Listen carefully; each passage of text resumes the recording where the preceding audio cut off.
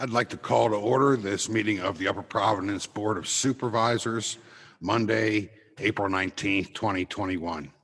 Would everyone please rise and say the Pledge of Allegiance? I pledge allegiance to the flag of the United States of America and to the republic for which it stands, one nation, under God, indivisible, with liberty and justice for all.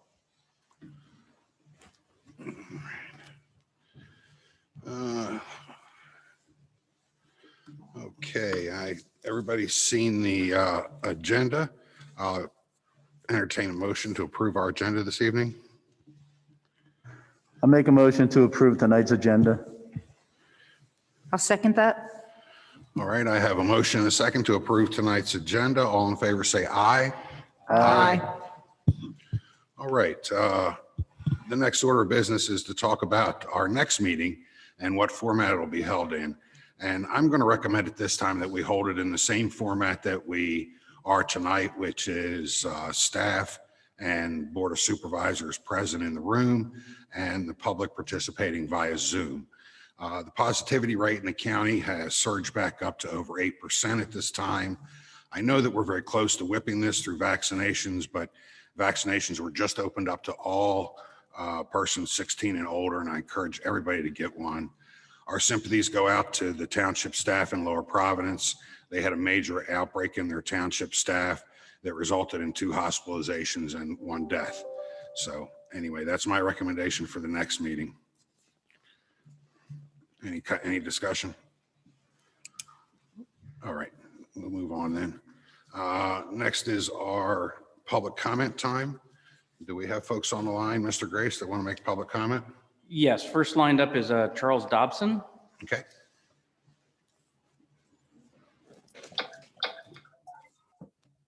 Good evening, everybody. How are you tonight? Good. Good. We can hear you. All right, there you go. Sorry, we're having a little technical difficulties on this, I'm sure. I'm sorry, I inadvertently raised my hand. My apologies. We were having some technical difficulties on our side. Okay. I think you can move on to the next one, Mr. Grace. Walter Hungartner. Mr. Hunt Gardner. Hi, sorry, I was having a problem getting sound before. I'm all good now.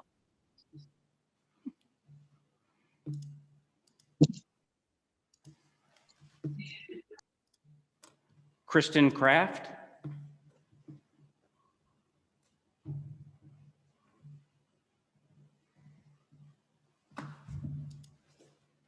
Ms. Pratt. Here she comes. Hi, this is Jack Kraft, actually. I live at 159 Woodland Avenue in Oaks. Notice there's a resolution on your agenda tonight regarding SEI. And just wanted to take a moment to read 2 definitive statements made by SEI's representative at the March 2019 meeting where the supervisors approved resolution 2019-20. The first from the representative is, "We will not occupy building 12 until all the road improvements are done." The second statement, "The roads will be completed before we occupy the building." So as neighbors have experienced many times over the course of the last few years, the assurances that we hear regarding SEI never seem to materialize when push comes to shove and the township faces the prospect of holding developers' feet to the fire. Now, maybe there's a legitimate reason for this request, and if so, we'd love to hear it. Also, if the supervisors move forward with the approving the resolution tonight, then we'd ask each of you to please explain for the public before you vote why you would take this action. Thank you. Thank you. Charles Stoll has his hand up again. Oh.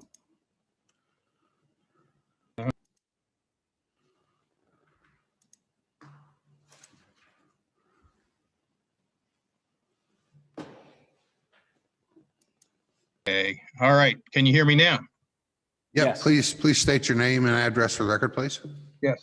Charles Stoll, 443 Lower Indian Head Road, Oaks, PA, 19456.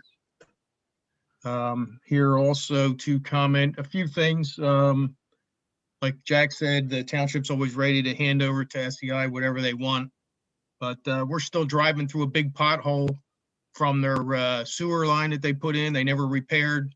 Mr. Dingman said they wanted to settle for a year. It's been 2 years now. We're still driving through the same pothole. Why would we give SEI anything until they complete their mission? The intersection of Black Rock Road is remaining from a previous phase of their construction.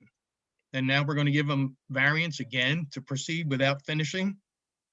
I don't understand why the township bends over backward for the corporation versus the citizens of the township. Thank you.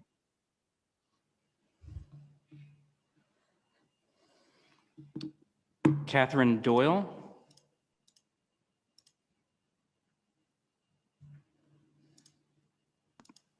Hi, this is Catherine Doyle. I live at 310 Woodland Drive in Collegeville.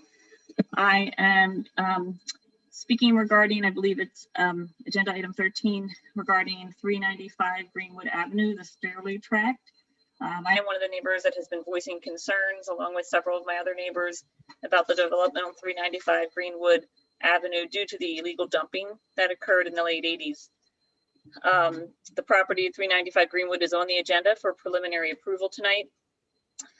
As you may know, my neighbors and I have been concerned about development on this property due to the poor quality of the phase 1 report that took place, that was performed by the engineering firm and submitted by the builder, and the lack of transparency by the law firm Hamburg, Rubin, Mullen, and Maxwell that currently represents the builder, but also represented Mr. Steerley, who was performing the illegal dumping in the late 80s. I do greatly appreciate the decision of the township to pursue the phase 2 study of the property. The phase 2 report was completed. However, it was performed by the same firm that completed the phase 1 report that was done very poorly. There were significant gaps in the report that were detailed in a document that I submitted along with my neighbors. So I hope that the township engineers have performed their due diligence to ensure that the findings of the report were more complete than and were actually representative of the findings there on the property, based on the fact that it was the same builder, the same firm that completed the phase 1 report that was done so poorly. I also would like to ensure that because of the lack of transparency and the poor quality of that report that was submitted, that the township will continue to take extra precautions when reviewing reports from this firm to ensure that there are no gaps in the findings, and that there shouldn't be further work performed to ensure the safety of the residents of our community. Thank you. Thank you. That's all we have, Mr. Chairman. Okay. All right. All right. Next is an executive session report. We just convened an executive session this evening at 6:15 to discuss personnel matter and to seek counseling from our solicitor. No action was taken out of that meeting. All right. I assume everybody's had a chance to examine the bill list, and if there's no discussion, I'll entertain a motion.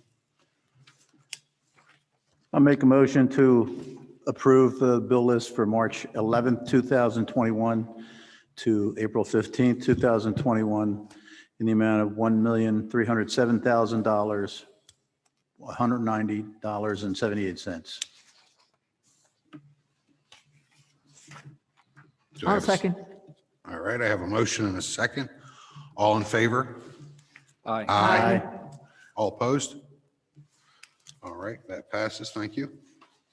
All right, we have 2 sets of minutes tonight to approve. The minutes from our March 16th, 2021 regular meeting.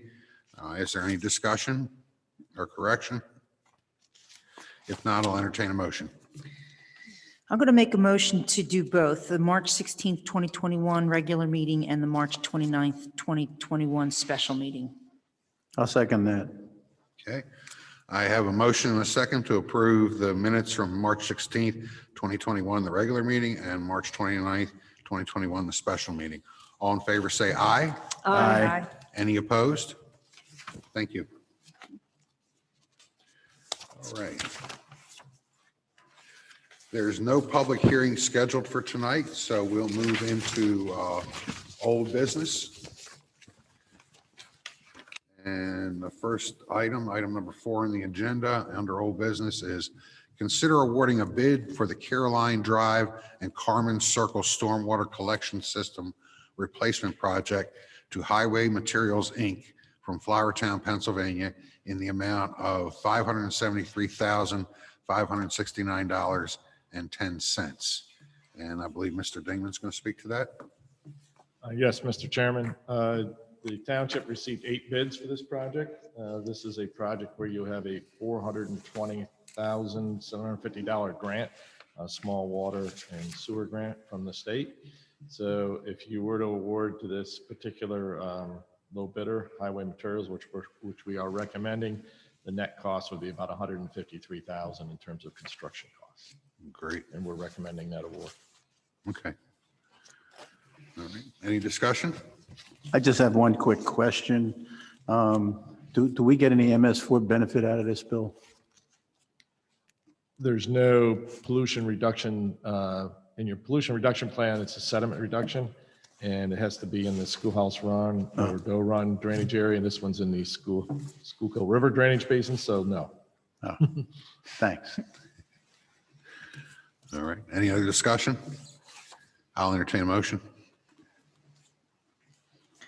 I'll make a motion to consider awarding a bid for the Caroline Drive and Carmen Circle Stormwater Collection System Replacement Project to Highway Materials, Inc. from Flourtown, Pennsylvania in the amount of $573,569.10.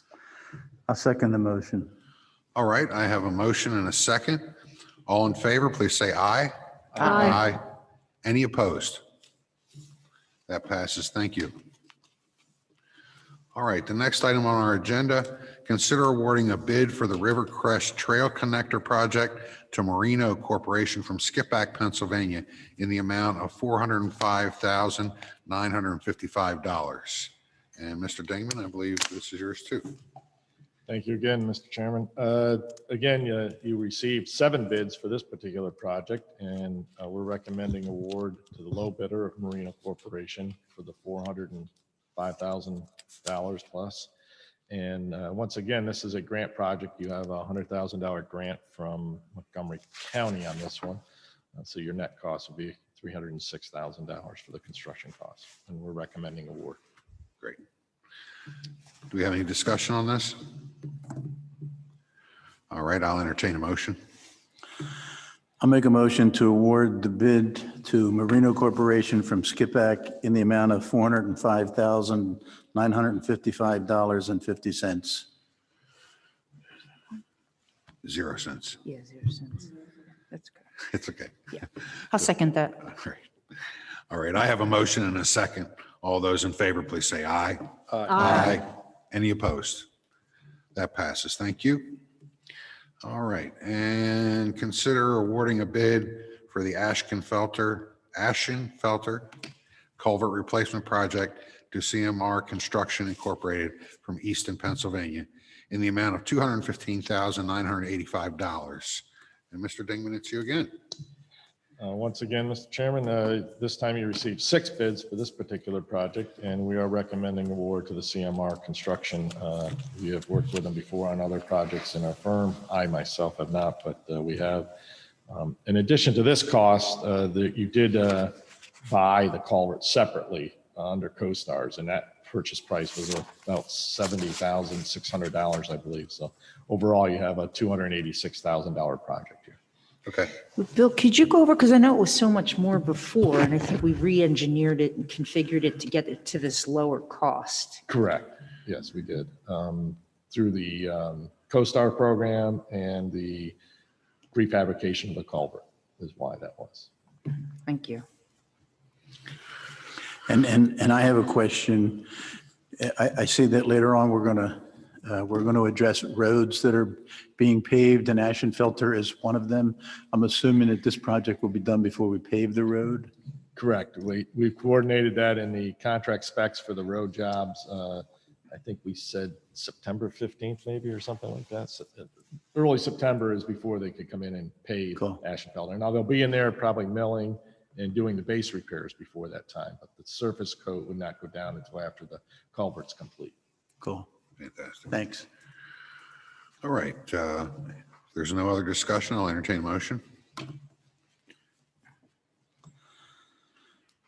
I'll consider awarding a bid for the Ashenfelter Culvert Replacement Project to CMR Construction, Inc. from Easton, Pennsylvania, in the amount of $215,985.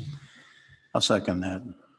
All right, I have a motion and a second to award a bid to CMR Construction for the Ashenfelter Culvert Replacement Project. All those in favor say aye. Aye. All opposed? That passes. Thank you very much. Okay, number 7, consider awarding a bid for repairs to the Joyce property at 911 South Lewis Road to Wolson Construction from Berwyn, Pennsylvania, in the amount of $244,300. And Mr. Voracek? Thank you, Mr. Chairman.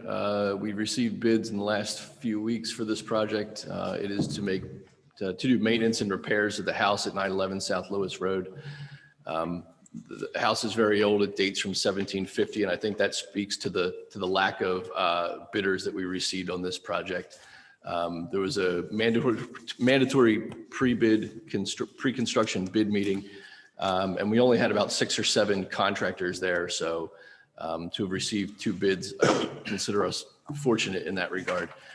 One of them, to Wolson, as you indicated, came in at $244,300. That's under the budgeted expenditure that's approved in the budget at $250,000.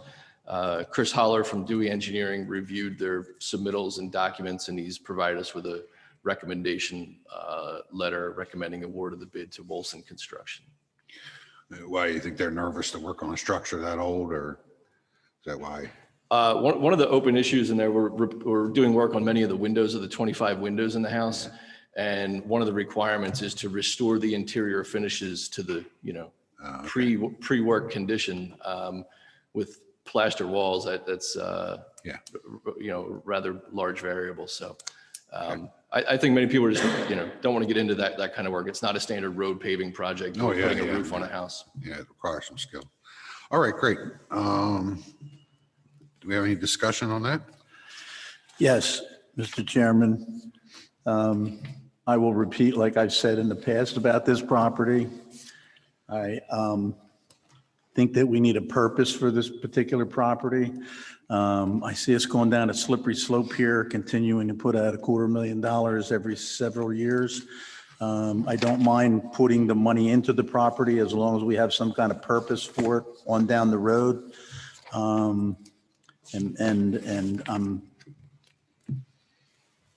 I hear you, That's John. where I am with this. Yeah, I hear you.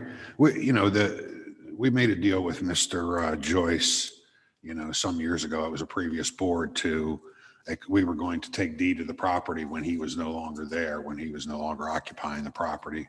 And eventually, like I said, I think this would become our historical park, and we would, the house itself is worth showcasing. And then we'll figure out what else we want to do on the property as far as a picnic grove and some other things. But yeah, I think we eventually will have a purpose. When we will get it, I don't know. I wish Mr. Joyce could help.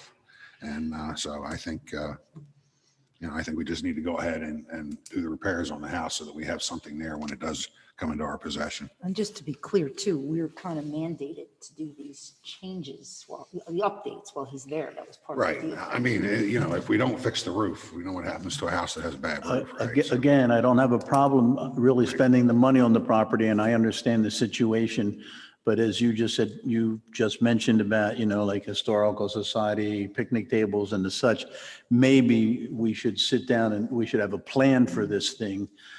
We should have that in mind as we go ahead and start making repairs on this. And maybe we'll change things as we go along as far as repairs are concerned. Maybe there are outbuildings that need to be taken down. Maybe we should have some kind of plan on this particular property. I think it's a great piece of property. I think it would do well with what you mentioned. But I still think instead of just throwing money at this piece of property, we should have a plan on it. That's all. Okay. All right. Any other discussion? I'll entertain a motion. I'll move to consider awarding a bid for repairs to the Joyce property at 911 South Lewis Road to Wolfson Construction from Berlin, Pennsylvania, in the amount of $244,300. I'll second that. All right, I have a motion and a second. All those in favor, say aye. Aye. Any opposed? That passes. Thank you very much. All right, and next on our agenda, consider enacting ordinance 589, amending the duties and responsibilities of the Park and Recreation Board. And we did talk about this at our last meeting. Mr. Breslin can fill us in. Yeah, this has you taking off one of the powers that exist by state law for the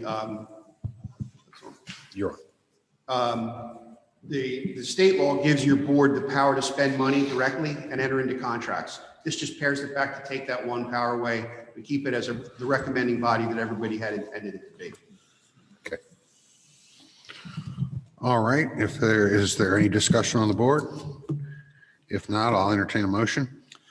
I'll make a motion to adopt ordinance 589 to amend chapter 37 of the Township Code of Ordinance to amend and clarify the powers and duties of Park and Rec Board. Do I have a second? I'll second that.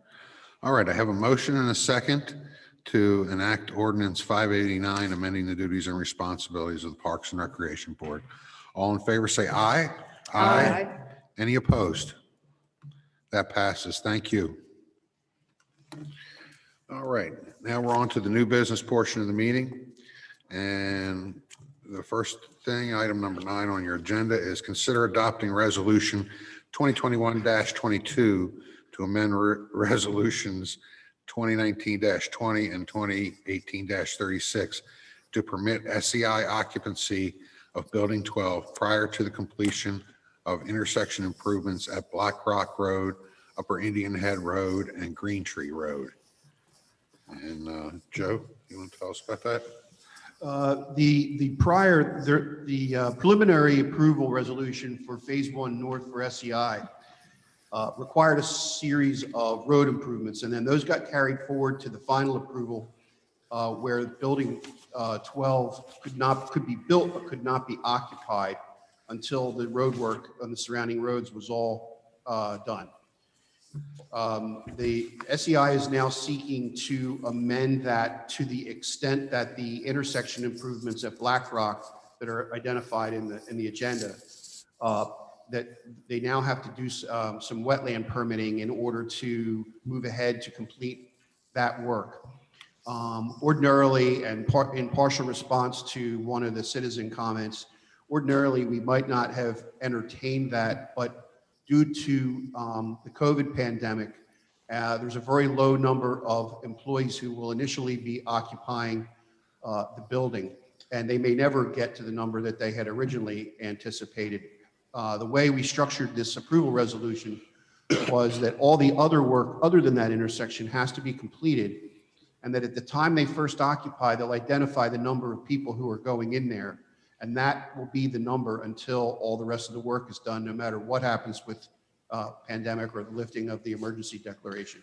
So whatever that first number is under current COVID guidelines that they use to occupy, it won't go higher than that until they do all the work that they said they were going to do. So that's why we called it a partial amendment to the earlier resolution.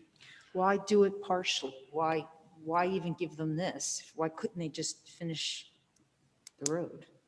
There's going to be a delay that they characterize, and I'll let Mr. Mullen speak to it. He's here remotely, that they did not anticipate with the wetlands declaration for one portion of the corner and having to get separate permitting for that before they can do the work. And so so maybe Mr. Mullen can answer that, but this is open-ended. Okay, so they're going to, the concerns are legitimate. It's an open-ended agreement, I think we need to know what's the deal when the permit's approved, how quickly will they get the work done? I'd just like to see a back end to this. When we need a date. We need something. How long does it take to get the permit? Maybe Mr. Mullen can answer that. Yes, yeah, but if it's appropriate, I can speak now. Basically, what happened was, back when this resolution was adopted on March 29th of 2019, we had 2,583 people on the South Campus, and we're anticipating 650 people on the North Campus. We then entered into negotiations with various neighbors to do the 7 bullet points that are in that resolution. We accomplished 6 of the 7 bullet points at a cost of millions of dollars. And this particular piece, the problem was we negotiated and negotiated with the landowner, couldn't get anywhere, ended up that the township had to actually condemn the property. The township took time to condemn it. I'm not complaining, just stating a fact. It takes time to condemn. And then once we were able to get the property, we discovered when we went onto the property that there's wetlands issues. And you know how wetlands issues are. They take forever to resolve. We're looking to occupy in June, and we fully expect to be completed, just to answer your question now, by October.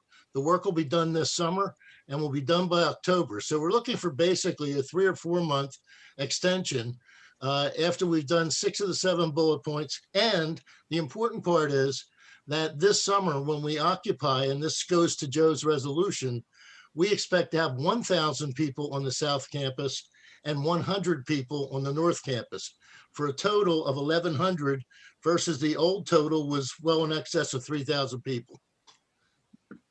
Okay, that's a good clarification. It would have been good. I know it's difficult, Mr. President, to put something like that in the resolution, given the time, or that we don't know when the wetland approval is going to come through. So what, Mr. Mullen, what kind of assurance can we get that upon receipt of the wetland approval, all the engineering's done, I assume. So would it be safe to say that within 30 days of the receipt of that, you start construction? Can you give us something that we know when it's going to start? We certainly can agree that within 30 days of receipt of the 105 permit, we will start construction. And I think your protection is that we would agree that when we go to occupy the building and we comply with the township resolution, we have to tell you how many people we're going to have on north and south. And our penalty is, if we don't get it done by October, we can't bring further people into the buildings. So I think that protects you from any games on our part. We got to be done by October, or we've got a bunch of big buildings sitting there empty. Has the permit been submitted, Mr. Mullen, for the wetlands? Absolutely, yes. So can we put that in agreement somewhere with 30 days? Can you work with Mr. Mullen? Okay. Do we have some kind of ideas how long it takes to get what they need before they can start construction, the permit? I mean, I know they've applied for it. How long does it take to get approved? Well, we're expecting to have it soon, because that's why we're saying that we'll be doing the work this summer and we'll be completing the work in October. Is it the small corner right there where all the markouts Yeah, are? part of the complication, I wasn't going to go too deep into this. Part of the complication Mr. Mullen alluded to is we had strict orders, not to be on the property. And until we used the eminent domain, they couldn't go on the property to site test it, which pushed everything back a little Okay, bit. so they couldn't do the examination of the soil Right. until we actually owned it. Okay, or it became owned by whoever. So explain to me what's not completed. Is that the intersection? The widening at that intersection at Black Rock and Cider Mill and is Green Tree? Yeah, green and Yeah. the light. Black Rock and Green Tree and Upper Indian Head, is that it? Yeah. I just want everybody on the board here to know that there was a temporary signal there that's been temporary for the past 20 years that SEI was responsible for. Are we going to allow them to maybe hold us? I just want some kind of real, guarantee that if I give up, if I allow them to occupy that building, I'm going to get what I need there. that temporary light's been there for 20 some years, and it's like, I'm a little reluctant at this point in the game to say yes on this thing. Ed, help me out, give me some kind of guarantee, make me feel good. Well, I can, the best guarantee I can give you is that when this resolution was done and when we agreed to do that intersection, we expected, by the time we occupied this building, that we have 3,255 people. What we're telling you now is that we're agreeing to limit that total north and south to 1,100 people with an agreement that we will not bring any further people in until such time as we complete all the work in October. So it's only a couple months that we're looking for. But when that intersection's done, that light will be replaced with a permanent light. Absolutely. right. That's part of the agreement. Yep. John, if I can jump in, it took them quite a while to get the signal equipment for both intersections. This one lagged behind, and they were going to be set to go. They're stockpiling all the signal equipment, waiting to get in there to put it in. So they went ahead and purchased all that with the intent that it is going up. Well, guys, just, construction hasn't stopped since during the COVID, No. So there's a long lead time to order signal poles. They were delayed at the intersection of Sutter Mill Road and in Upper Indian Head Road. And finally those came in. They were concerned about being able to operate at that time. And so these signal poles came in, and then they ran into the problem with the wetlands. Okay, that pothole that was complained about by, I believe, Mr. Stoll. Do you know where that is, Bill? We can get that fixed. I'll tell SEI it has to be fixed. Thank you. Okay, It's please. Thank you. between the trail and the creek at the lower Yeah. end of the job. Did you hear that, Mr. Mullins? We got a I heard pothole. it. I heard it, and we will have no problem taking care of it. All right, thank you, sir. All right, now, is there any more discussion, questions? I'll entertain a motion. I'll entertain a motion to adopt Resolution 2021-22 to amend Resolutions 2019-20 and 2018-36 to permit SEI occupancy of Building 12 prior to the completion of intersection improvements at Black Rock Road, Upper Indian Head Road, and Green Tree Road. All right. I'm sorry, can we just amend, can we add to it that construction will begin within 30 days of receipt of the wetlands permit? I will add that language before signatures. So it's the one you have plus that sentence, basically. Okay, thank you. Okay, so I have a motion with the addition that, that construction will begin within 30 days of receiving the wetland permit by SEI. Do I have a second to all that? I'll second. All right, I have a motion and a second. All those in favor, please say aye. Aye. Any opposed? That passes. Thank you. And thank you, Mr. Mullins. Thank you.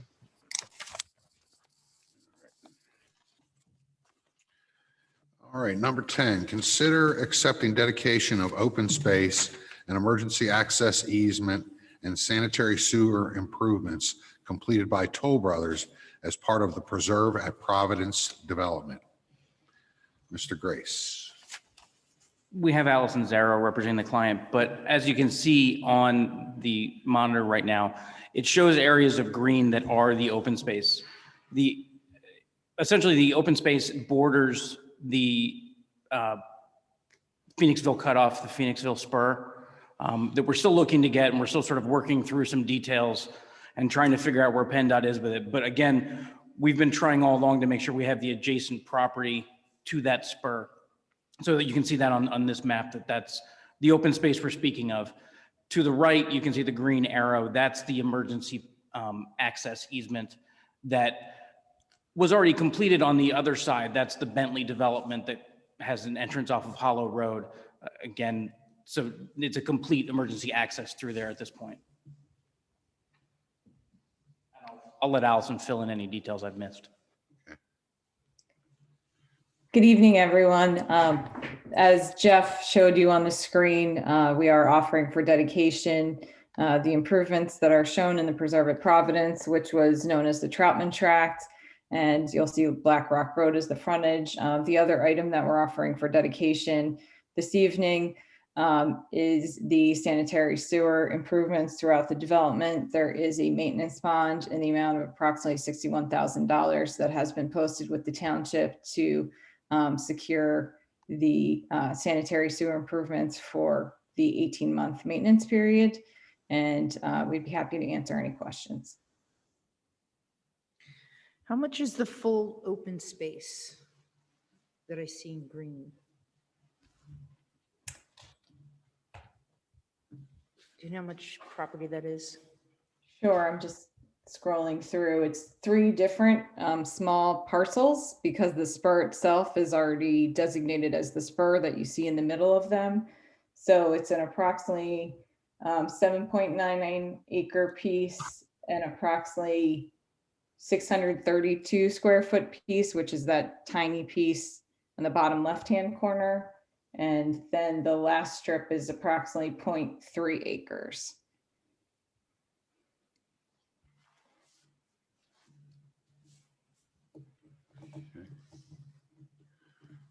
Any other questions or discussion? If not, I'll entertain a motion.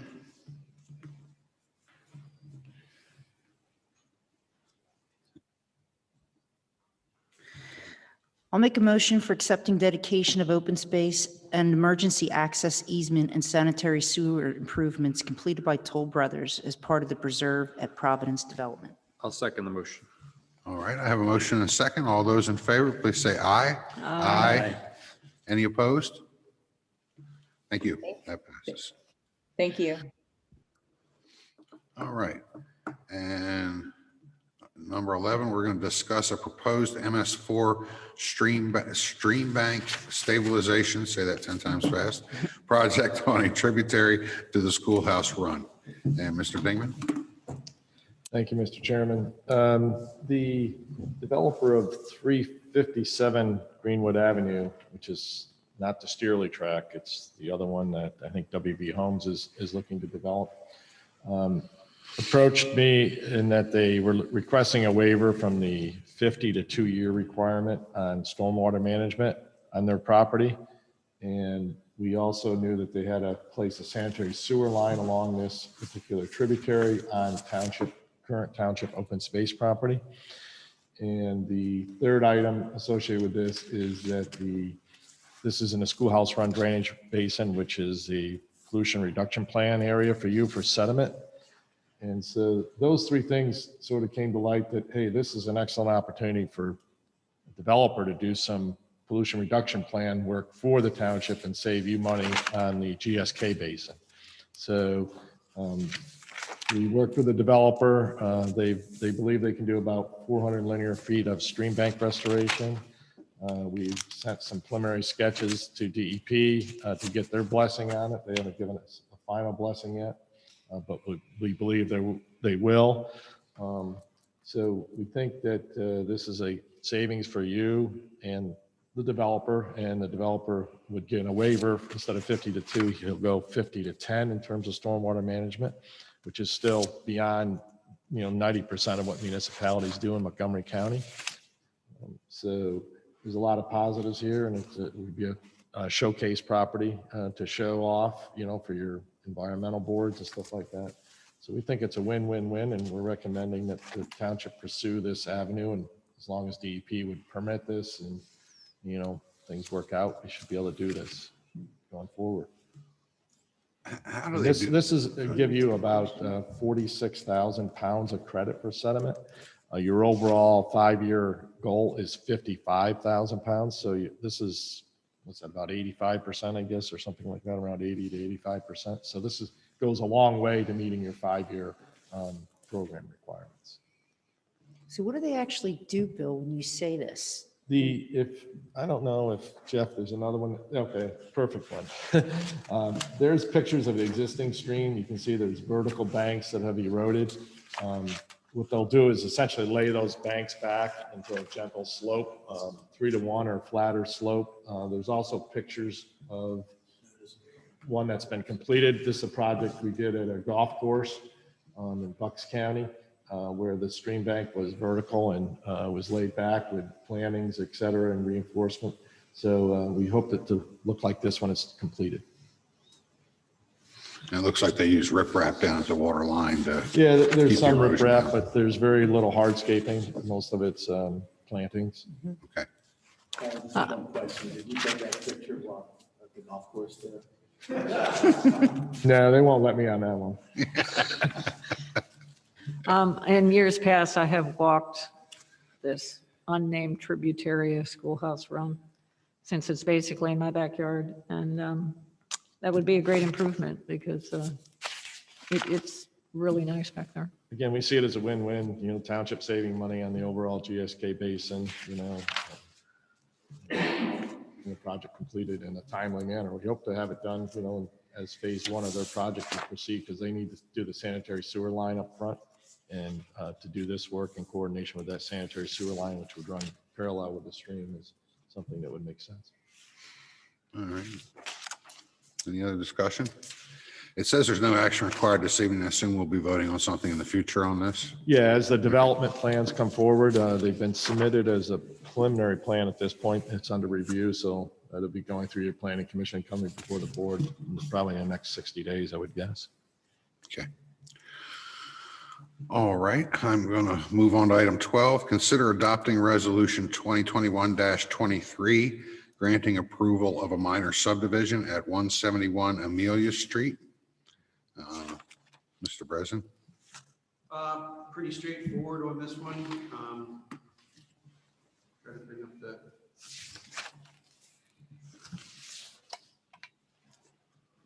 You have criteria for minor subdivision approval, which is combines preliminary and final on small jobs that meet certain criteria. And this is just such a project. It's taking a 6,500 square foot lot, dividing it into two parcels, roughly half of that size each. Mr. Chairman. And it does not involve construction, so it's as straightforward as you can get. Okay. Chuck Dobson is on the Zoom call, but I will also let you know that this address was also part of a zoning hearing board application to approve the lot size.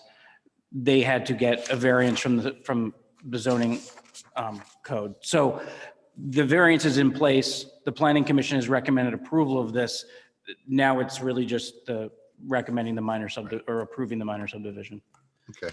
So we approved the subdivision and then all they need is a building permit.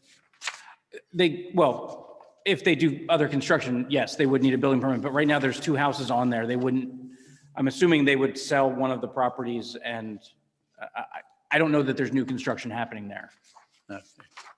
Mr. Grace, this is Chuck Dobson. Thank you. There is no new, there are no improvements proposed. It's simply to take two principal uses on a single lot and put a single principal use on each individual lot. That's really the objective of the developer, Amelia Street Partners. Thank you. All right. Any discussion or questions? I'll entertain a motion.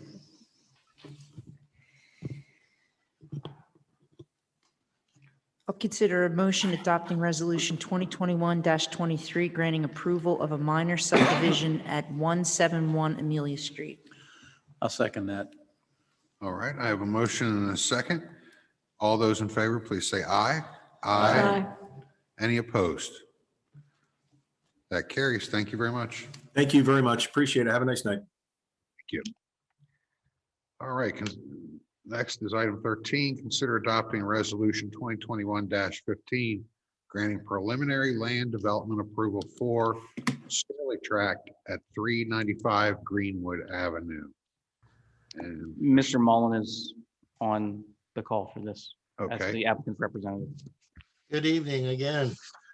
Basically, if you recall, the Planning Commission recommended approval subject to us adequately addressing the concerns of our neighbors for environmental issues that may exist because of illegal dumping that Doug Steerley did a number of years ago. And it's absolutely true, which I totally forgot because you're talking to somebody who doesn't know what he had for lunch yesterday. But my firm did represent Steerley in the litigation with the township which is why I had a file and could demonstrate that in fact we had satisfied DEP and the township as to what we did with the material. So what happened was, because of the concerns raised by the neighbors, and I think they were legitimate concerns, we went back out. We determined a study that we would propose to do, and we ran it past the township engineer. And in fact, the township engineer was present when we did the test. We did test borings. We uncovered different things, and we took those things and did soil and water samples and determined that there is nothing there which be an environmental impact. There was no asbestos in the concrete, and we have detailed wording on our plan which indicates how we will handle this going through the construction process, and that we will only bring clean fill onto the property if additional fill is necessary. The bottom line was that your engineer indicated that no further environmental testing is warranted at this time, and that there is no environmental impact from the previous fill.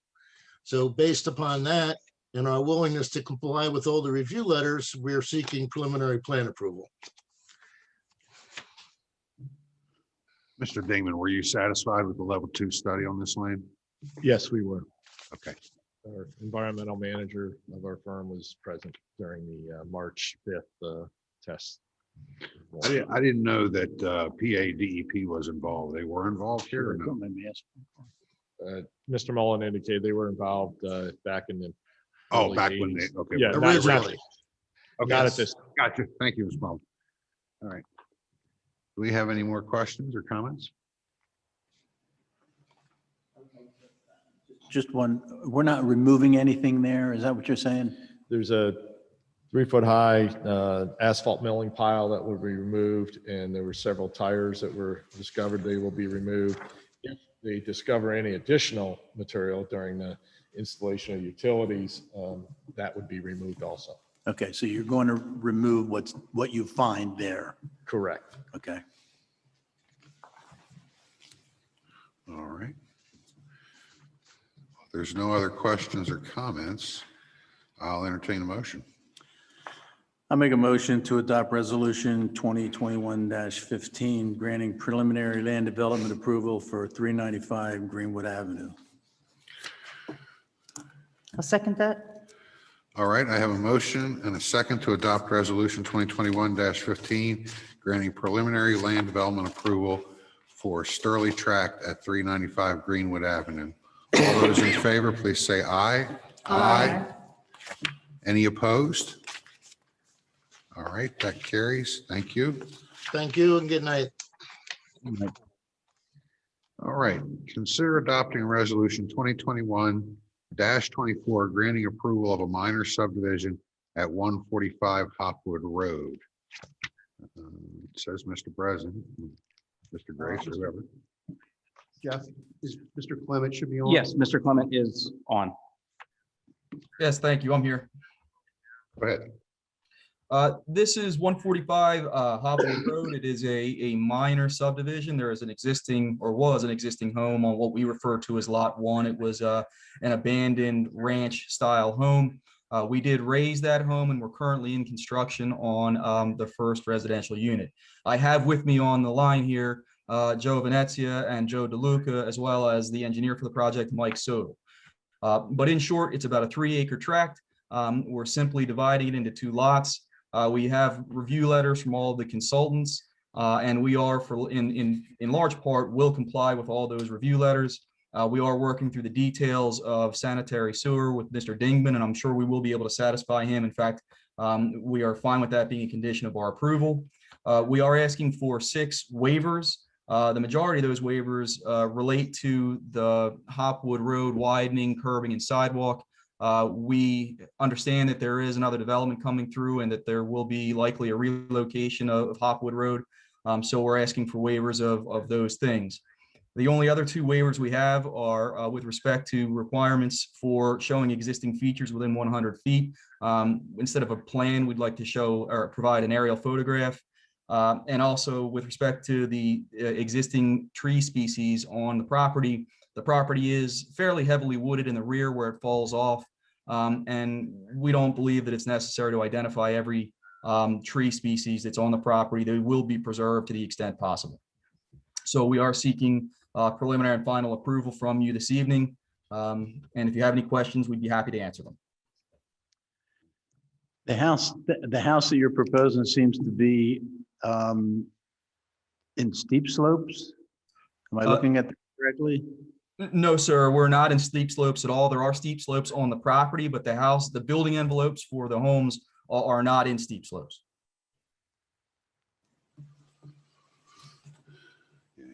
Am I not reading that, Bill? The home itself is not in any steep slopes. The home is not in any steep slopes. Okay. I thought the narrower the lines, the steeper the slopes. Correct. Okay.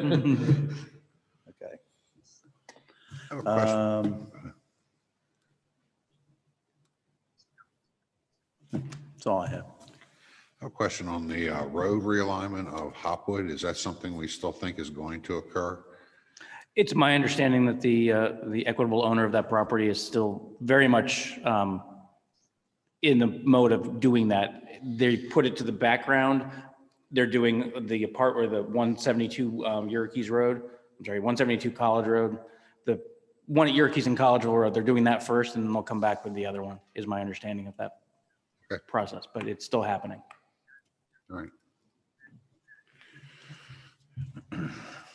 And why should there be a waiver on the sidewalk? Because the road's moving. It's a technical waiver. We're going to have sidewalks on that side of the road. It's just, there's no reason to have this applicant install them for them to be ripped up in 6 months Got or it. a year. All right. There are no, Thank you, Jeff. yeah, there are no sidewalks now either, so. Right. Yeah, eventually we'll be running the trail all the way down, right? Correct. Across. Yeah, okay. All right. Any other questions or comments? I'll make a motion to adopt resolution 2021-24 granting approval of minor subdivision at 145 Hotwood Road. I'll second the motion. All right, I have a motion and a second. All those in favor, please say aye. Aye. Aye. Any opposed? That carries. Thank you. Thank you very much. All right, number 15, consider adopting resolution 2021-25, granting tentative land approval for the Toll Brothers Foley Tract at 301 Rittenhouse Road. I believe Allison's still here and can speak to this one. This is your first level, your tentative sketch approval. This is a project where the applicant had brought several iterations to the Planning Commission that they didn't like for different reasons. And so the applicant has come in with a by right plan that does not require any particular unusual relief or any special blessings. They brought one in that they represent they can have under the current ordinance. And you're only at the tentative sketch, so nothing's been engineered, no details to talk about. But if Allison wanted to add anything to that, I would ask Jeff to. Okay.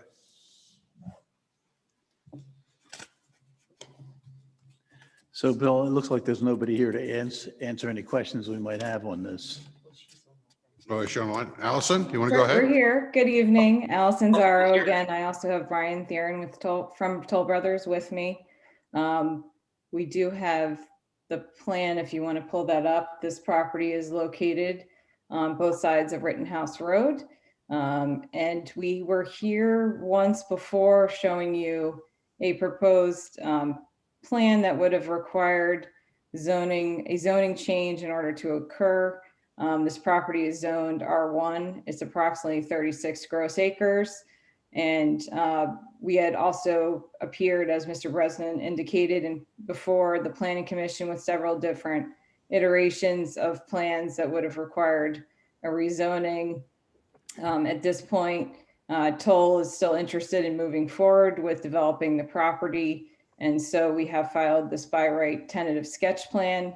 The R1 zoning requires 1 acre lot sizes. So this would subdivide the entire property into 24 lots of single family detached dwellings. on what I'll call the northeast side. Valley View Drive is at the top of this plan. Rittenhouse is in the middle. There are 14 lots. And then on the southwestern side of the property, there are 10 lots proposed on a cul-de-sac. There's also an emergency access proposed on the south side that would connect, essentially would allow connection for the township's existing trail system across the property through that cul-de-sac road and out to other township lands. We appeared before the Planning Commission last week to discuss the project. Generally speaking, most of the comments are will comply. In the letters, there was discussion about combining as many driveways on the northeast side as we could for shared driveway access, which Toll will do at the preliminary plan stage when this has been fully engineered. The other thing I will note is that you will see some areas of steep slope through this property. This was based on LiDAR, and when full topo and engineering occurs, we'll be able to confirm in greater detail. Some of these slopes, obviously, we acknowledge are natural and would require special exception approval to disturb. There are other areas that we believe are man-made, and that is something that we would, again, address at preliminary plan. So we are here and we are happy to answer questions about the plan. Yeah, I was at the Planning Commission meeting last weekend and heard the whole presentation. I want to echo all of the comments from the Planning Commission and from our consultants, areas of concern, the not showing of open space, the not completing of trail connections. You know, it's been kind of a roller coaster ride with this property. You know, we started out with a request for 86 units, mixing, you know, single family homes with townhomes. And then the next one, we jumped up to 93 units. And now we're at a by right plan of 24 units. I just, the engineering on this, I think this board and the Planning Commission would be willing to work with you as far as what that is zoned as moving to R2. If you would come back with a reasonably engineered plan and you kept it within in bounds as far as only single family homes and somewhere in the 40-ish house range, you know, dumping all of these driveways out on Rittenhouse, I mean, that's a main feeder road for the township. It leads right up to township line, one of the few intersections on that road where you can enter the roadway. And like I said, I echo all the comments. And like Matt said on the Planning Commission, I just kind of feel like you didn't fully explore our ordinance and what could be done. The density was too high on the first two plans. I thought that was made clear by the Planning Commission, perhaps not. But so that's what I would like to see. I'd like to see you go back and re-engineer this. And like I said, we'll work with you on the zoning to move to R2, but you have to be reasonable. You know, as your own presentation in the beginning said, you fall outside of the boundary to be close enough to a 422 intersection to get full relief here. So, you know, every housing unit you put there adds 2 cars of traffic to Rittenhouse Road every morning. So what do you say to that? Sure. So Brian, and feel free to jump in here if you'd like. That's certainly something we can take a look at. That, you know, we'd be interested in working with the township here on something that makes sense for everyone. So we had been proceeding with the by right plan based on the fact that, you know, we do have a property owner that's interested in figuring this out. But Brian, if you want to just jump in and give your thoughts from Toll's perspective on this. Yeah, thank you, Allison. Good evening, everyone. Brian here from Toll Brothers. As Allison just kind of pointed out, we're trying to, we're at a point with the Landsar, Mr. Foley, as many of you know, we want to get some progress on this and try to move things forward. I appreciate the comments of trying to work with us, and we'd like to, I'd be happy to engage with some of the township staff to work through kind of a plan that, I think both the township and Toll Brothers, could look forward to and move forward on. So absolutely, we can get to work on that. Yeah, and I would Yeah. say if the board, is not comfortable voting on this particular plan tonight, we are okay with tabling that if you'd like us to, take that breather and explore the other option that you've suggested. I would really appreciate that. I think we could go back. You guys have built some good looking neighborhoods in this township, many of them, and I think you want to do another one. The two areas of concern for me are, like I said, I echo everything that the planning commission said, but I want you to show us actual open space. We don't want to take the fee in lieu of here, because this neighborhood butts right up against our Hess Preserve. And it would be nice if it could be on the south side there at the very top of the property, so that we could potentially connect the high school campus and the Hess Preserve with a trail someday. And then I also want to see all the other trail connections made. But yeah, I think we should table it for tonight. And I'm sure the township staff, they know what our feelings are on this, and they can lead you in the right direction.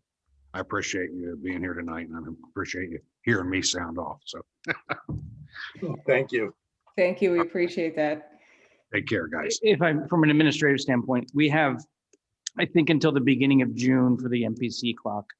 So I'll either have to get an extension from Allison at some point in the near future, which I don't think they would have a problem with, or we'll rush something back next month. So. Thank you, Mr. Grace. All right. Thanks, everyone. Thank you.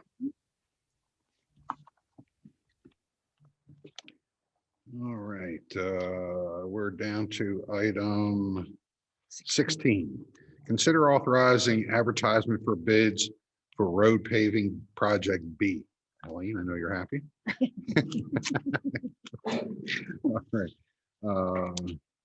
We've talked about this before. These were removed from our capital budget because we had uncertainty about what our revenues were going to be with the COVID emergency continuing. But we feel now that our revenues are going to remain steady enough that we can go ahead and put these out for bid. That's right, Mr. Lieberman? Yeah. Okay. All right. So I'll entertain a bid. I'll entertain a motion to authorize advertisement of bids for road paving project B. I'll make a motion to authorize advertisement of bids for road paving project. I'll second that. All right, I have a motion and a second. All those in favor? Aye. Thank you. All right.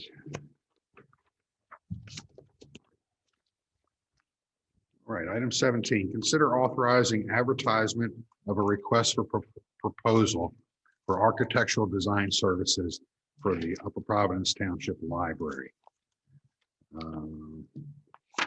The board approved informally moving forward with the RFP process in its March 29th special meeting, but delayed official action until tonight's meeting. Proposed motion to authorize advertisement of a request for proposal for architectural design service for the UPT library. My question is this just the rendering, just the picture and the elevation of the building, or is it? This will eventually get us to the schematic, to try to get us into the schematic. But right now, we're just dipping our That's correct. toe in the water just to get a picture. We want to get our architect on board. Okay. And up here, I've been in the interim since our last workshop. I've been working with our consultants, and this is our working timeline. Right now, we do have a pre-proposal meeting with some pre-qualified architects this Wednesday, and then we're looking at possibly having an architect on board that you guys would be happy with probably by the mid to late June. And we still have to decide site selection. There has been no definite site selection in this. We're looking at, we're similar to the firehouse project, we're looking at two possible scenarios. So they'll be looking at the feasibility of those. So the interviews with the short list of firms, I know we saw two before. Does the company then, do they just cast a wider net?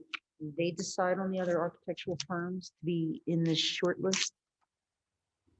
What you could, I think if Chris was here, we could easily get 100 architects on this. Yeah. What we tried to do was look out at the ones, obviously Gensler and Clearscapes, GKO, and we've looked at other towns that have done libraries. So we're looking at trying to get down to a qualified dozen that we can look at. And there may be some more that come along. Well, we can add it to the mix. Just to clarify, Tim, you said a qualified dozen, Qualified 10. dozen, That's not- 10. I just yeah, wanted to yeah, clarify what you 10. said. Thank you. Baker's dozen, right. All right. Any more questions or discussion? I'll entertain a motion. I'll move that the board,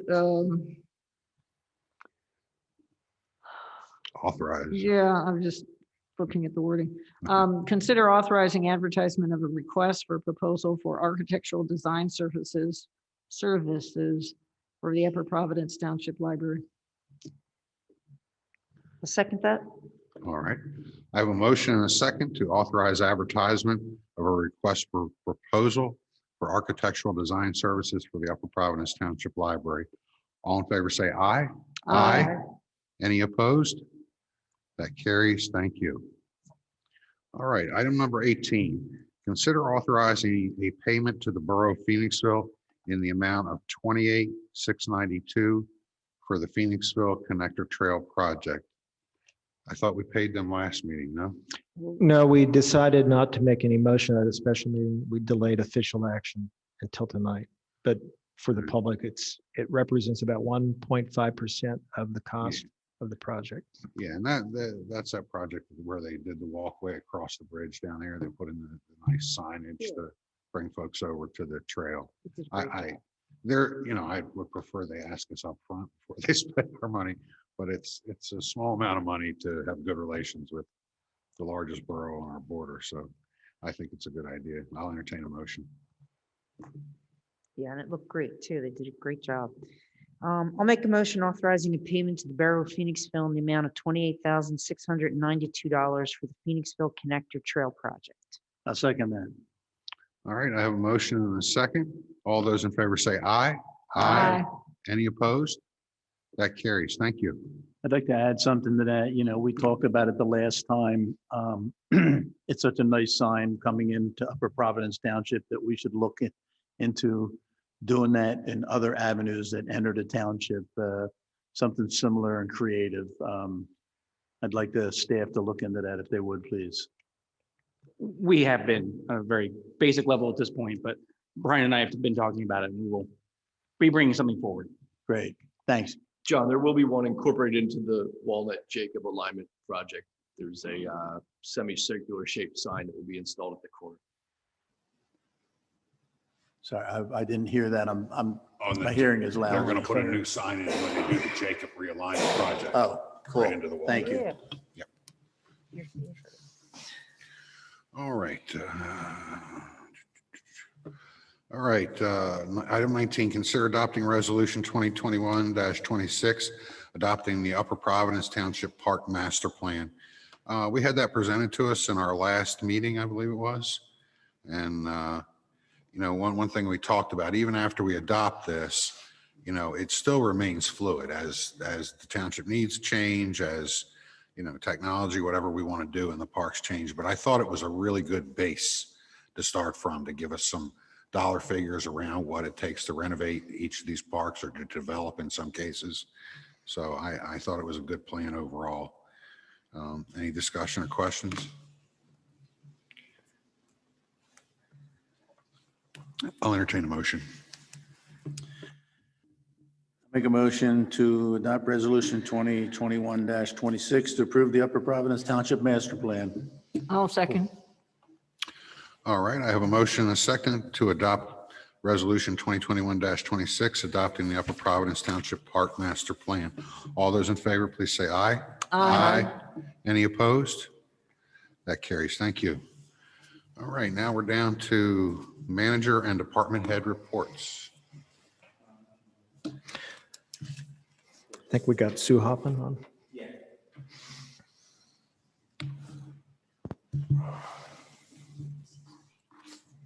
Hi, can you guys hear me okay? Yep. All right, thank you everybody for having me this evening. As introduced in our park master plan, the Black Rock campus is a high priority currently in terms of our play structures and the replacement of. Thank you so much. So I know this was brought up in our last meeting, our workshop regarding the park master plan. This is what we're proposing over by the double-sided pavilion, what we consider Black Rock East. And I am hoping tonight we can come to a conclusion on the replacement of the two parks. What's come to my attention is, and I'm sure all of you are aware, is manufacturing prices are increasing at the moment. And the pour and play surfacing that we're proposing to put into this specific playground is going to increase about 30% over the summer. And the thought was, if we could do this capital improvement for this year, we could do this in the next couple months and have this completely ready and ready to go in the fall. If we decide not to move forward with it, the price of the pour and play and the increase will take out some of these amazing and inclusive features that we are currently presenting. And if we can go to the next slide, just so, thank you. So just so everyone is aware of what we mean by inclusive, it's access. It's so that every child or parent can access the space regardless of their ability. It's engaging. It's the playground engaging, considering the factors such as color of the sound, the texture, the movement, and the versatility of the playground. And comfort, and I think this is a good topic, is does the play space have a good mix of active and quiet play areas? When we met with our landscape structures designer, he included all of these into this new play space, which we don't have at any of our current playgrounds. So I think this would be a really nice added bonus to our township. And if you can go to the next slide, please. The benefits of inclusive play. The playground that we're proposing right now, at every angle of the playground, there's something for everybody to do at every age, every ability, and every demographic. This current playground also is multi-generational. We have a ninja course on the one side that is for the teens and adults, as well as an active fitness area that's good for everybody of all ages. If you can click, please, Jeff, that top video. This will just give you an idea of the structure that we are proposing.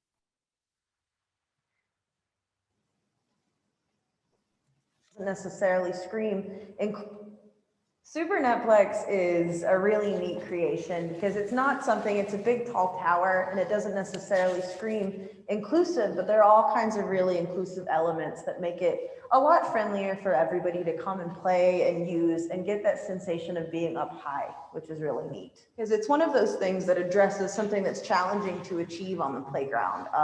When kids want to get out of their chairs and get that sense of challenge and height and get that idea of climbing, there's very few things that offer that on the play space. And so this is something that allows me to get out of my chair, to climb to the top, get that really tall sensation, and then go down the slide. This spiral belting is really cool because I can get to the top, whether I'm crawling and going forwards or scooting backwards.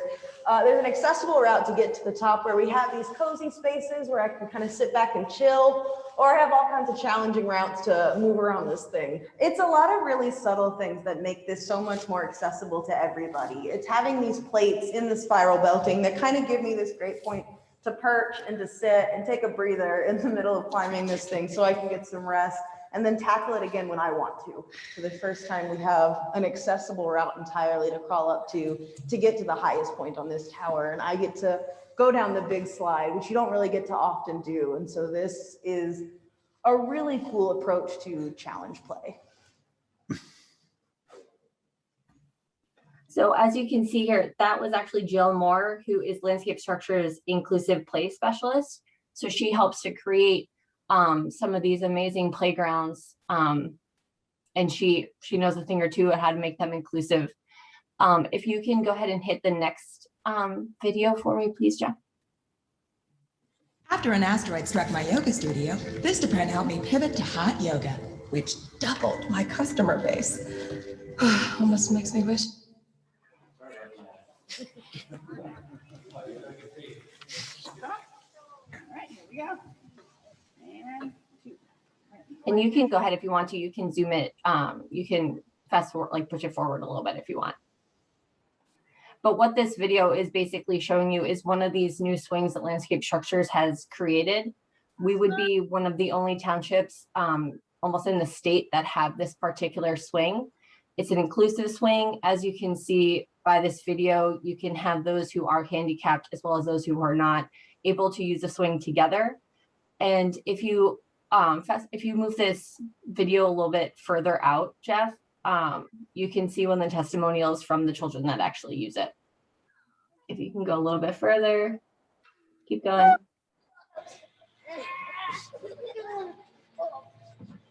I am 5 years old and I think this swing is amazing. I like this swing also because any wheelchair person can go on it, and any person that even doesn't have a wheelchair can go on it. Yeah, and we can all play together.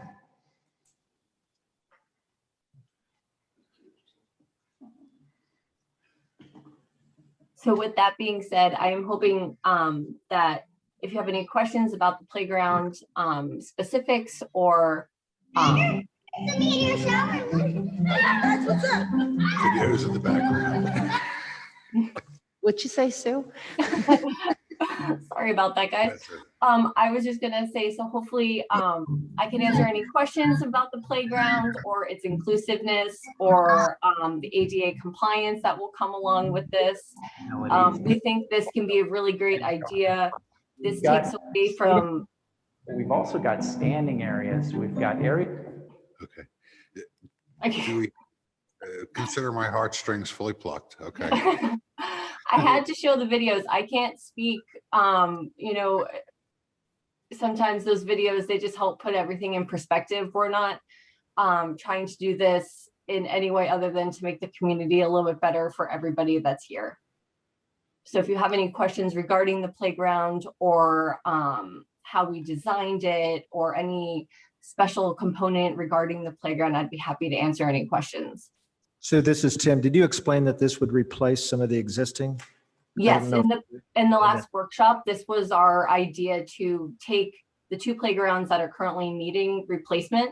And just in regards to that, some of the ADA compliance in our playgrounds currently is the rubber that is coating the rampways and the transition platforms. Those are starting to peel back. So it is going to make the playgrounds a little unsafe, a little uncomfortable for those with disabilities using them. In this, so we consider Black Rock West over by the gazebo. We consider Black Rock East over by the double-sided pavilion. And this park would kind of replace those 2 parks and make one big playground where it's inclusive for everybody. Jeff, do you have a site layout? Okay, Sue, did you say the prices were going up 30%? Something along those lines. I can get accurate numbers from our landscape architect, but he brought this to my attention while we were on a site tour. And he was saying how quickly the chemical bonding agent that bonds the pour and play surfacing, that chemical agent is getting very hard to come by. It's in the pour and play, it's in any Mondo flooring and fitness centers.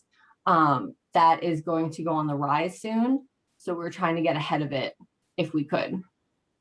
Do you have a rough date as to when those prices are going up?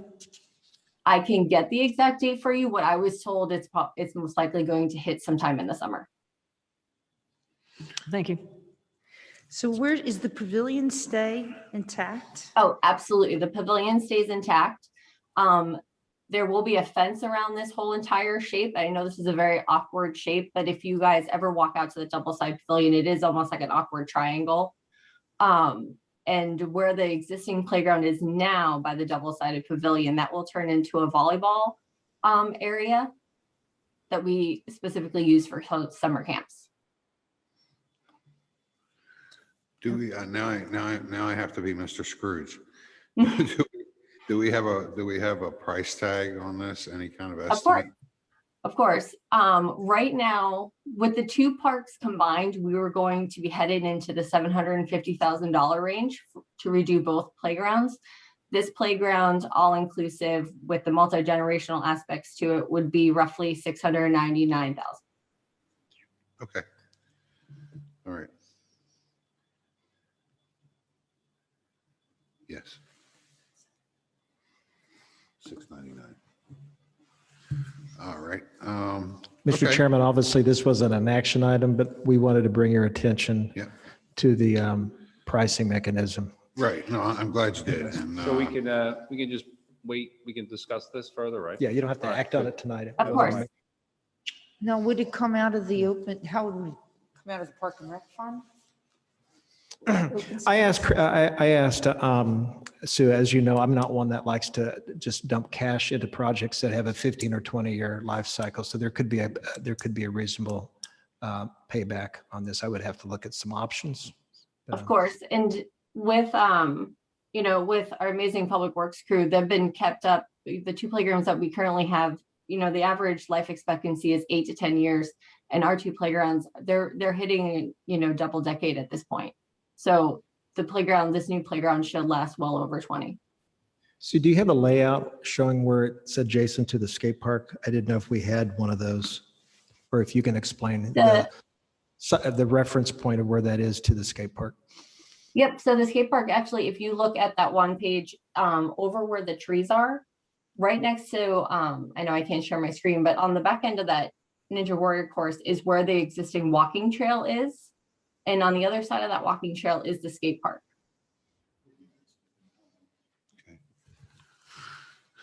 All right, we can. Sue, how old are the current parks, the 2, the east and west? They're 16 and 17 years old. this is not the park with the zip lines, right?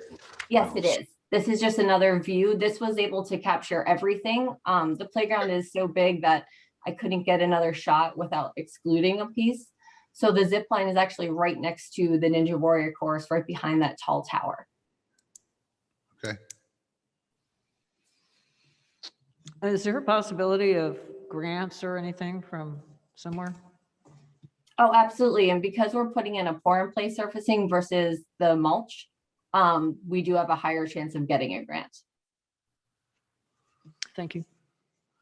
All right, Tim, can you work with Sue? Yes. And Just put it on your radar screen. yes, please. I like it. Okay. I like it. All right. I have nothing else under managers unless anybody else has questions. All right. Consultant reports.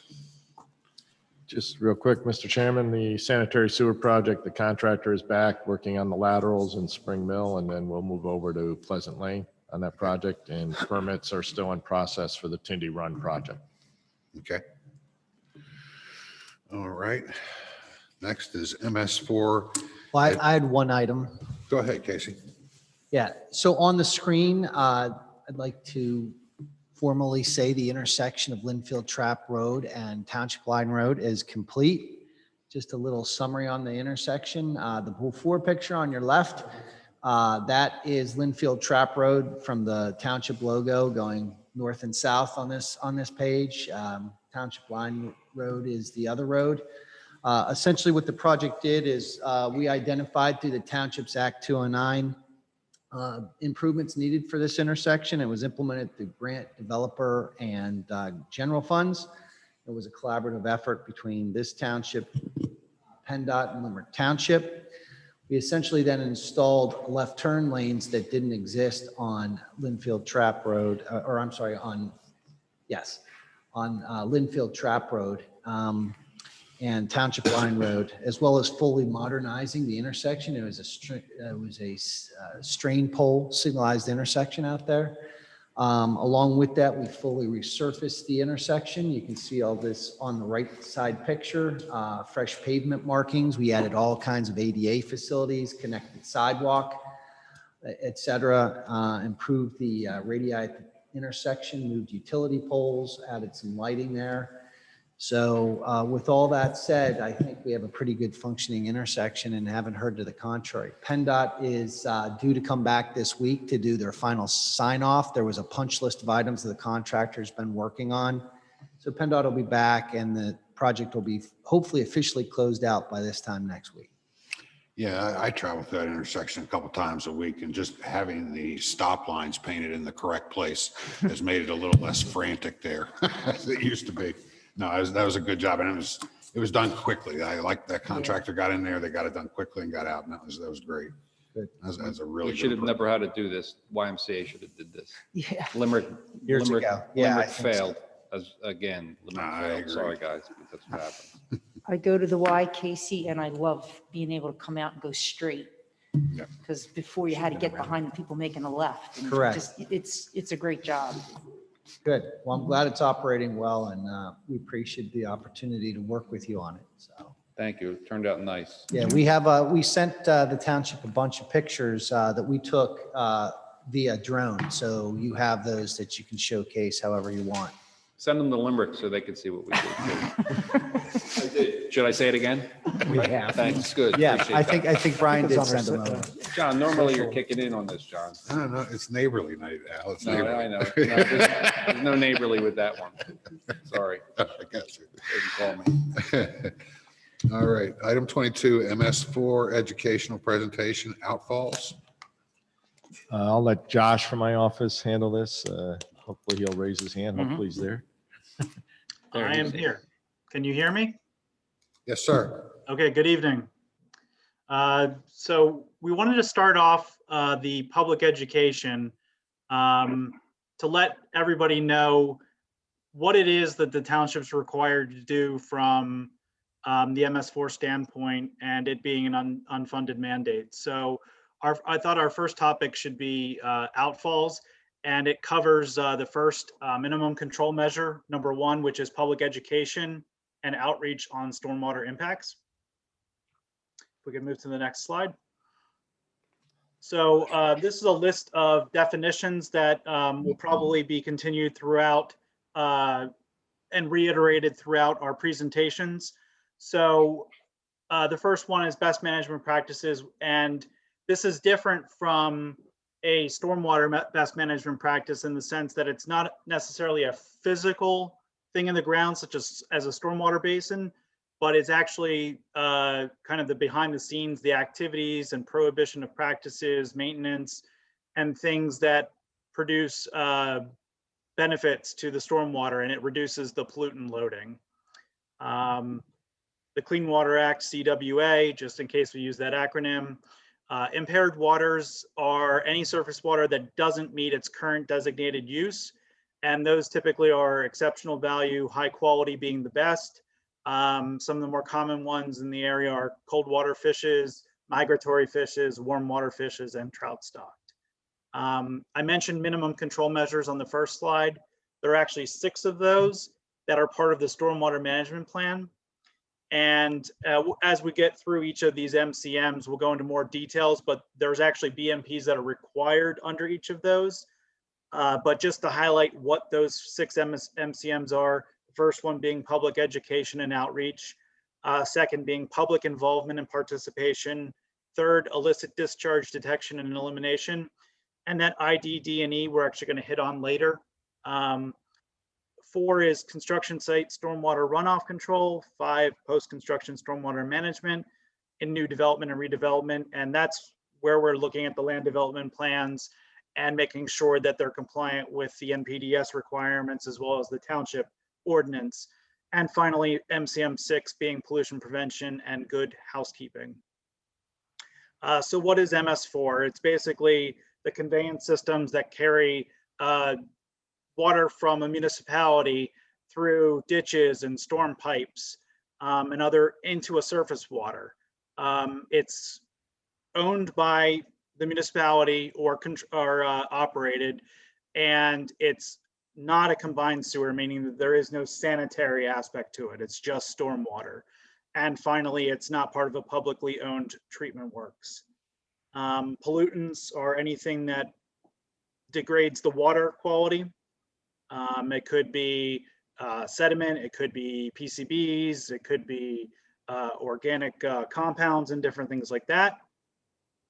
PCMs or pollutant control measures, those are the above and beyond requirements that a municipality has to do, such as if there are requirements for PCBs, such as on the Schuylkill River, we would have to do PCMs to identify if there are any potential sources. Bill mentioned, Mr. Dingman mentioned earlier about the pollutant reduction plans, PRP, and we currently have one that's approved for sediment load. We looked at the total sediment from the MS4 contributing area, and the township's required to reduce that amount by 10% in the 5-year permit cycle. And finally, stormwater is anything that's from the sky, precipitation or snow melt, surface runoff, and drainage, overland drainage. So specifically what we're talking about tonight is outfalls. If we could go to the next slide, please. This is a point of where I'd like to clarify specifically an outfall versus some other items. So outfall as defined by the NPDES MS4 permit is a point source that has an MS4 discharge to surface waters. And it doesn't include conveyances connecting to MS4s, it's the final point. So a point source is any kind of defined point of flow. It's a concentrated flow. It's as opposed to just overland flow coming from off of a farm field. It's actually a concentrated point of flow where you could actually identify where that discrete point or conveyance is going into another waterway. Finally, surface waters are any kind of perennial intermittent streams, lakes, wetlands, ponds, and it also excludes any kind of industrial facilities that have their own permit sources. So no impoundments or cooling water ponds or anything like that. Next slide, please. So here's the distinction. A lot of people look at an end of a pipe going into a basin or leaving a basin, and they define that as an outfall. But specifically, outfalls differ from those end walls in the sense that if that flow goes to a channel that's not a surface water, but like a swale, it's not the point where it leaves the pipe, but the point where that swale actually enters the surface water. So DEP defines the outfall as having to be on a surface water. So the point would then be moved from the actual pipe to the location where it enters the surface water. And there could be multiple pipes that go into a swale, and then it gets consolidated down into a single outfall versus multiple outfalls.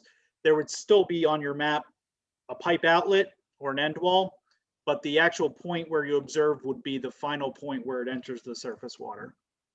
And another point of interest would be where you have MS4 flows going into a separate system, such as a PennDOT or another municipality.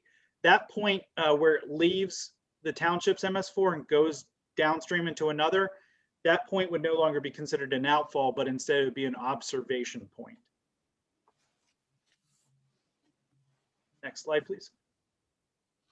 So here we get into MCM number 3, which is illicit discharge detection and elimination.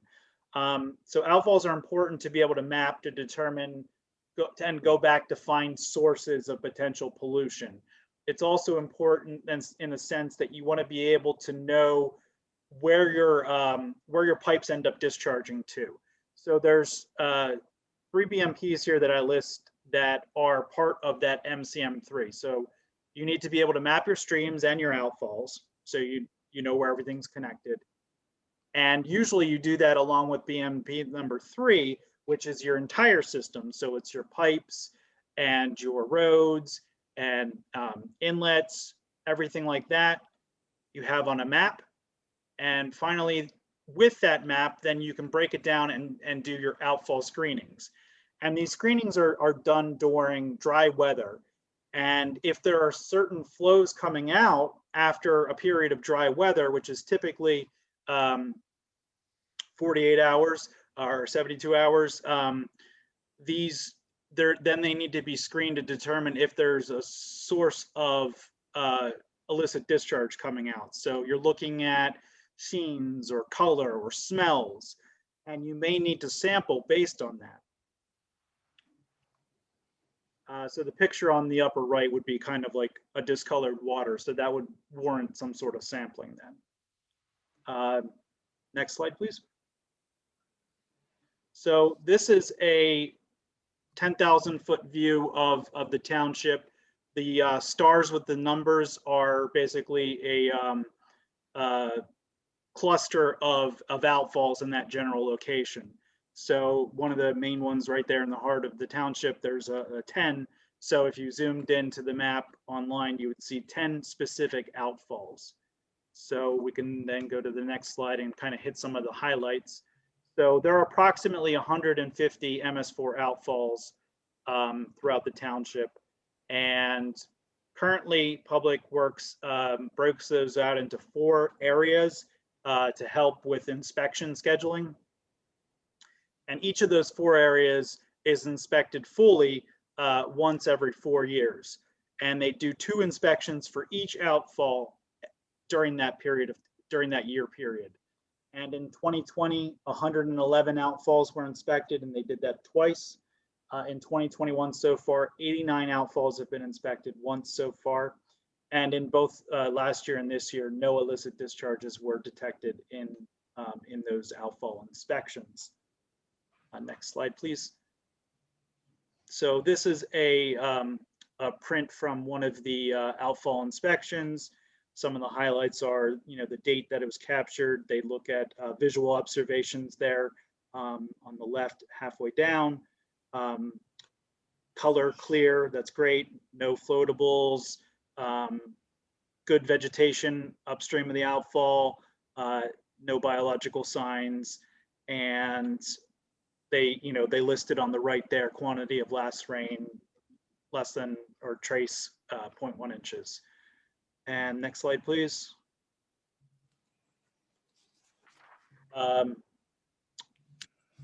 So they could also take a picture of the outfall during that outfall inspection. So at this time, I'll open it up if there are any questions.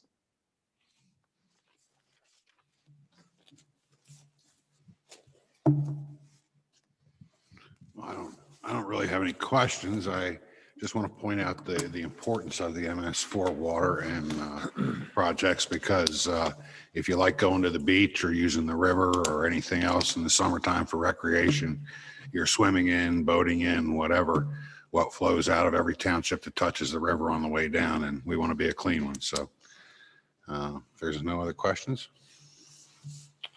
All right. Thank you. Thank you very much. Appreciate that.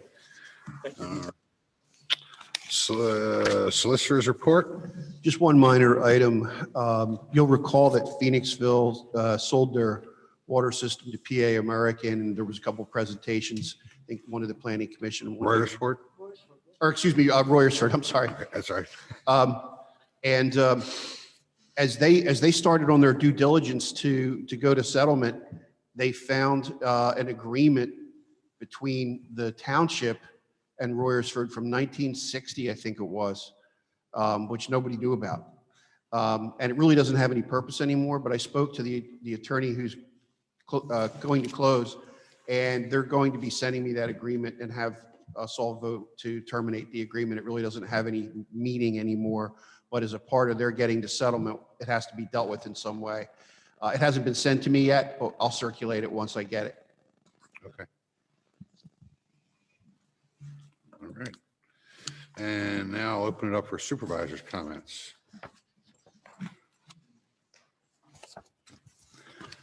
I have something I'd like to read. I get a lot of emails from residents. A lot of them I wouldn't read here. This one was particularly nice, and I thought I would share it with everyone this evening. Dear sir, my name is John Martin Gotch. I have lived in Oaks for over 48 years and have come to know many Upper Providence police officers. I encountered almost all of them because I was an active member of the Oaks Fire Company for over 30 years. I'm writing to you about one of your finest, Sergeant Rob Zalario. He has my commendation for his help in pulling over and citing many vehicles for violating the passing of a school bus with my red lights on and the stop sign extended. I'm also a school bus driver for the Springford School District for 6 years. During that time, I have had many vehicles go through my red lights. During that time, I had many commercial trucks, buses, and cars go through my red lights. I wrote many violations reports and had them sent to Upper Providence Police. On roads like Black Rock Road, I tell these students that before they cross the road, they look at me to give them the signal to cross. Also, I tell them that if they hear my horn, to stop and go no further. Then came Rob. He has put the faith back in me that there are police who care. In the AM, Rob will pick up on Black Rock Road, 2 stops, and follow me down to Egypt Road, 5 stops. He has pulled over many violators. He has the record of 40 seconds from when we started on Black Rock Road twice, not just with me, but other buses who he has followed. I could only wish that there were many police officers like Rob, then maybe we could curtail the epidemic of vehicles passing buses. We have at least 2 former or current officers who drive for Custer's Garage, and their eyes were open. They are amazed at how many cars pass through the red lights and stop sign. Rob is a shining example of what can be done with help from the police in the Springford School District. I thought this warranted reading, and thank you to Rob Solario. That's all. Absolutely. Thank you, John. Thank you. Anybody else have any comments? If I may, the books that I've listened to in the last month or so are Roughing It by Mark Twain, 100 Dogs and Counting by Kara Sue Achterberg, Drama by John Lithgow, In Order to Live by Yeonmi Park, and I'm currently listening to Wilding by Isabella Tree. The other thing I'd like to mention is that I got my second Pfizer shot on Saturday. I have had virtually no side effects. And I say virtually because my shoulders and neck get tight, but I honestly don't know if that's related to the shot or just my life. So anyway, I just want to encourage people, get out there, get it. It's important. Thank you. Anybody else? I have just one comment. In a few weeks, we've got the primary election coming up, and people who are registered as Republicans and Democrats are used to voting in the primary elections. But this year, we have 4 questions on the ballot related to the Pennsylvania Constitution, and people who are not registered Republicans and not registered Democrats will be able to vote. If you're independent, Green Party, anything other than the 2 major parties, you will have a separate ballot that you can vote on those 4 constitutional questions. And I think it would be a good idea for folks to get out and vote. You're not used to it. I know I've been turning away people for years at the door because there was nothing for independents to vote on, but this year there is, and there is a ballot for you if you want to vote. So just wanted to put that out there. I did want to say one other thing. I live across the street from Park House, and we are all aware, staff and all of the supervisors here, that there's been a lot of swirl on what's fact and what's not, and what's going on over at Park House. And I just wanted to be clear that there's no impending vote coming up. I've gotten people walk up to me on my lawn. I went to a yard sale down the street, and the neighbors swooped in on me and asked me when the apartments were coming in. So there's a lot of misinformation. And I also want to ask the staff if they could perhaps do a frequently asked questions, facts and data that we can put out and help some of our residents understand what's going on over at Park House, which isn't anything right now. And I just want to be clear about that. I think that would be helpful. I mean, I live there and the neighbors all know me, and so I'm getting a lot of questions about it. So. And Jeff, just and Tim, and right now there's nothing on the radar for them to come back, give us a plan. Nothing's been proposed. Okay. I have no submissions on the site. Thank you. And there's no more supervisor comments. Tim, you want to talk about upcoming events?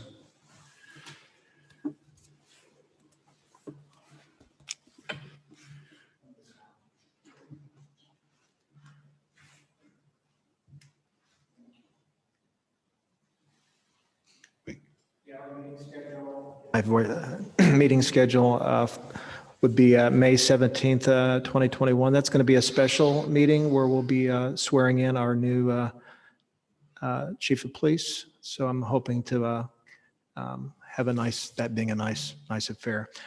June 21st is our next regular meeting in June. Planning Commission meeting scheduled, canceled for April 28th. May 12th, agenda items are the Lewis Road Townhomes, 357 Greenwood Avenue, and the Providence Business Park 3, and PD Home and Garden. And our Parks and Recreation Committee meeting schedule is April 21st, 6 o'clock. And I should say June 1st is our next municipal authority meeting. I don't know if that's on there. There we go. Or June 3rd.